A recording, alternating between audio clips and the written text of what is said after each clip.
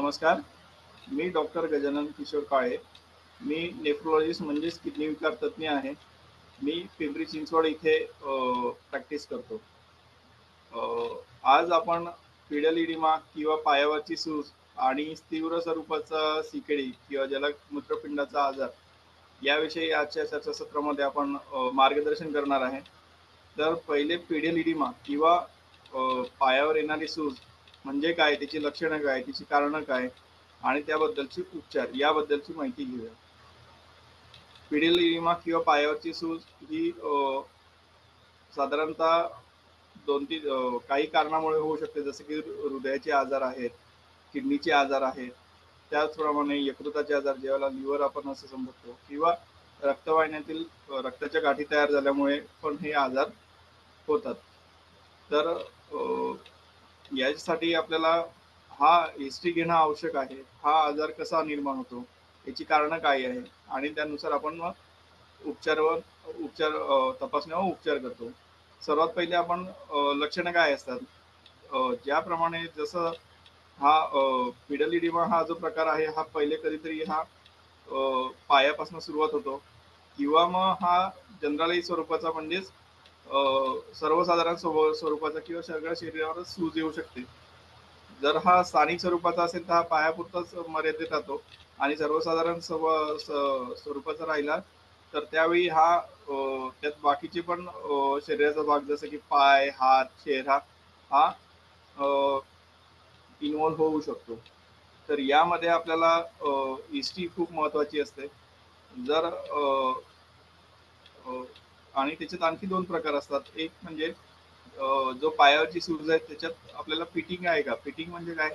ज्यावेळी आपण त्याच्यावर भार देतो त्या इडिमाच्या म्हणजे सूज आली त्या भागावर, जर तेव्हा तेव्हा प्रेशर जे अप्लाय केलेलं असतं भार देण्याकरता, ते तसंच राहिलं, खड्डा पडला, तर त्याला आपण फिटिंग स्वरूपाचा इडिमा किंवा फिटिंग स्वरूपाची पायाची सूज म्हणतो किंवा नॉन फिटिंग. नॉन फिटिंगची कारणं हे थायरॉइड वगैरे आजारामुळे होऊ शकतात. दुसरं म्हणजे अ, याकरता आपल्याला कारणं काय आहे?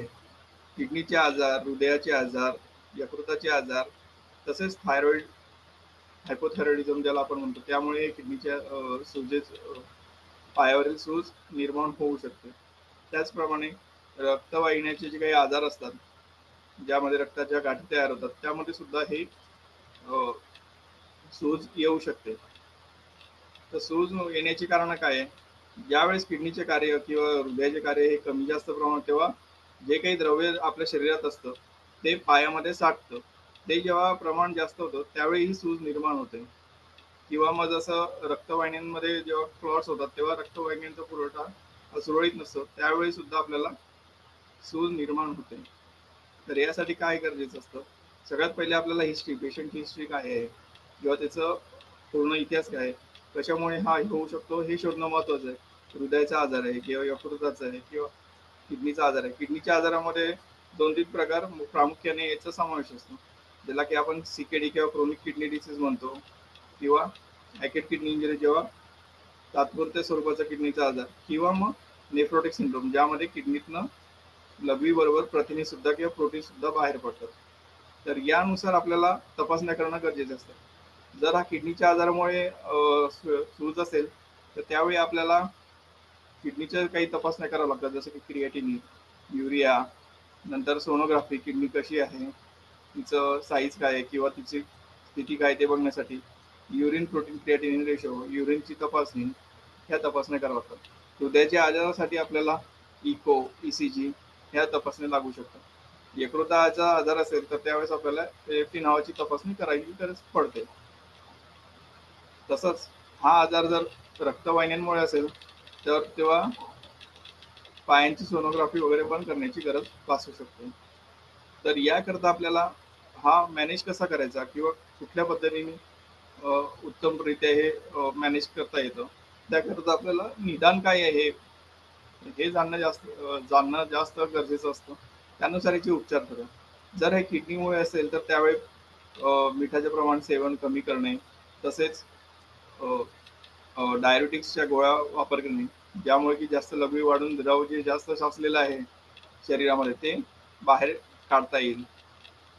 तसेच हृदयाचा जर आजार असेल तर हृदयाचं कार्य कसे प्रकारे उत्तमरित्या आपल्याला इम्प्रूव्ह करता येईल, तर यानुसार हे त्याचं व्यवस्थापन करता येईल. तसंच हा जर इडिमा लोकल स्वरूपाचा असेल, जर रक्ताच्या गाठी वगैरे झालेल्या असतील शरीरांच्या नसांमध्ये, तर त्यावेळी आपल्याला स्टॉकिंग्स किंवा तो जो भाग आहे तो उंच करून झोपणे किंवा कधी-कधी फिजिओथेरपी किंवा ज्याला आपण भौतिक उपचार सुद्धा संबोधतो, ते करणं फायदेशीर राहू शकतं. तसंच यकृताच्या आजारानुसार त्यानुसार त्याचे योग्य उपचार औषधी घेणं आवश्यक असतं. तसंच जनरली आपण त्या पेशंटला ज्यांनाही इडिमा, फिडेल इडिमा नावाचा आजार असतो, तर त्यांना मिठाचं सेवन कमी करणे, पाण्याचं प्रमाण हे डॉक्टरांच्या सल्ल्यानुसार ठेवणे हे आवश्यक असतं.